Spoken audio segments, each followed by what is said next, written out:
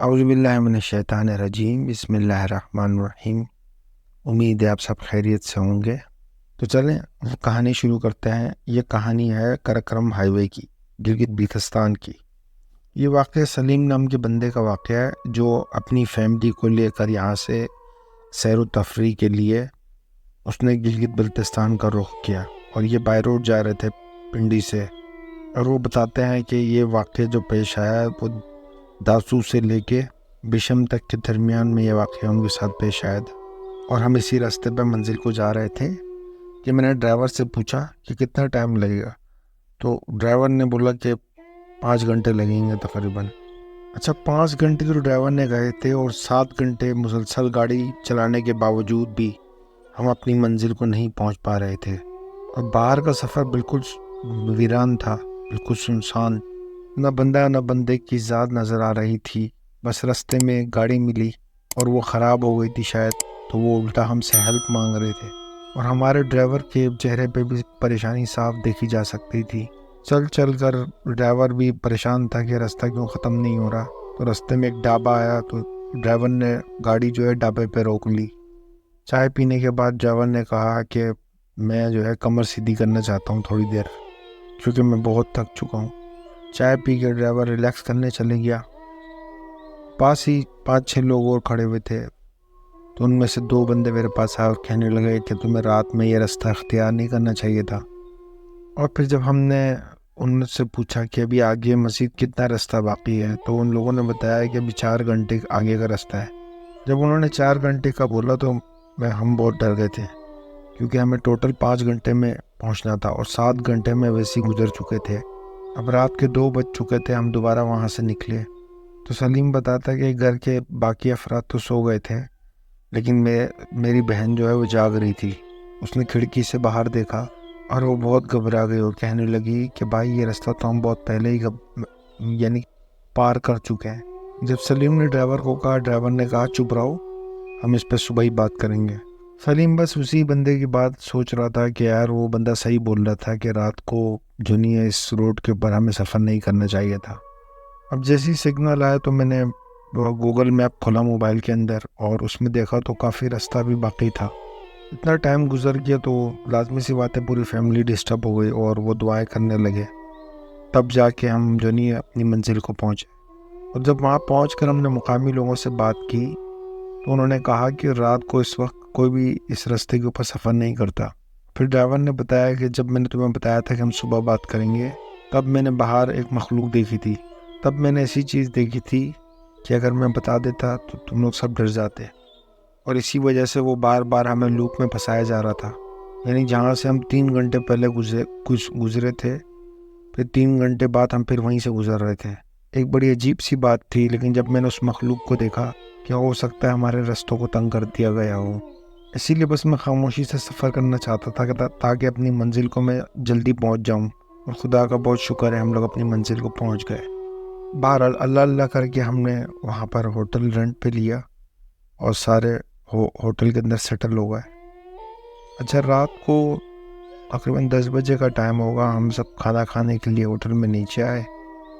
ہم نے کھانا وانا کھایا تو اس کی بہن کی حالت خراب ہو گئی، الٹی سیدھی حرکتیں کرنے لگی، اور جو پیچھے دریا کے بالکل ساتھ بنا ہوا تھا، اور جہاں دریا تھا اس طرف اس کی بہن اٹھ کے جانے لگی۔ تو یہ سارے بھی پریشان ہوئے، اس کو آواز دیتے رہے، لیکن اس نے کسی کی آواز نہیں سنی۔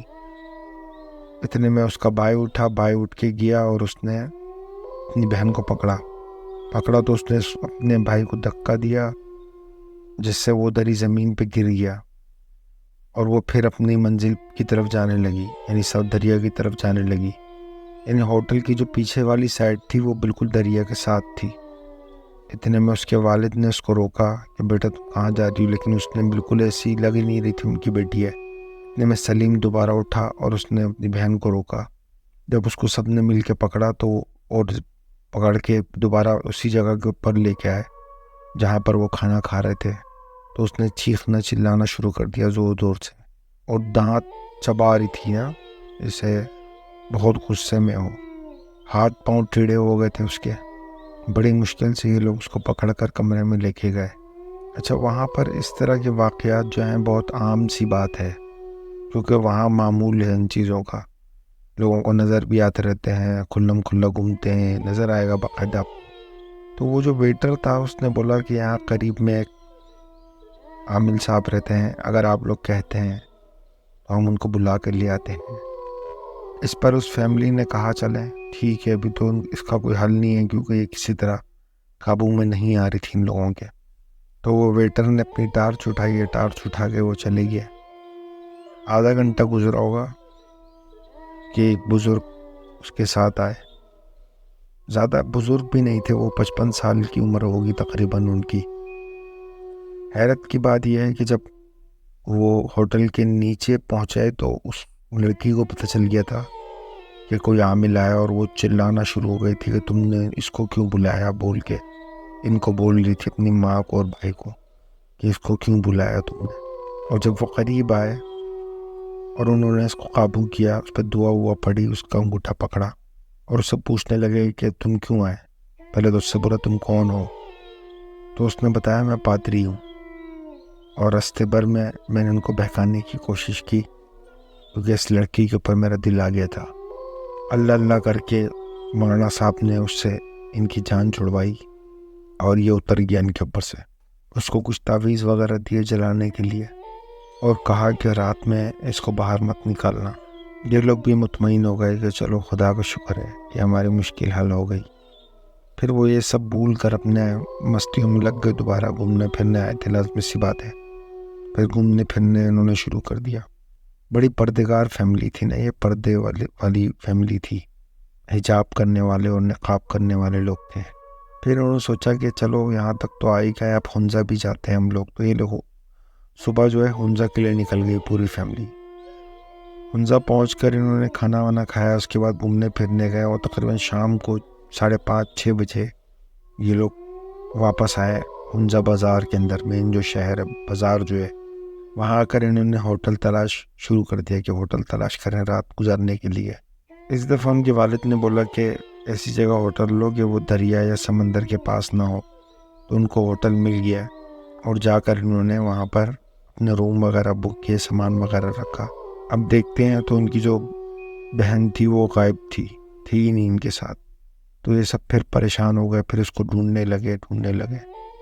باہر جس ٹیکسی کے اندر ہم بیٹھ کے آئے تھے اس کے ڈرائیور نے بتایا کہ وہ تو جب آپ لوگ اندر گئے ہو تو وہ تو نکل کے اس طرف گئی ہے، پہاڑ کی طرف گئی ہے، اوپر کی طرف۔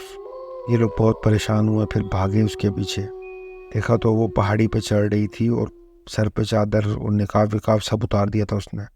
یہ اس کے پیچھے بھاگے نام لیتے ہوئے اس کا، لیکن اس نے ان کی ایک بھی نہیں سنی۔ بہرحال یہ سارے گئے اور اس کو پکڑ کر واپس روم کے اندر لے کے آئے۔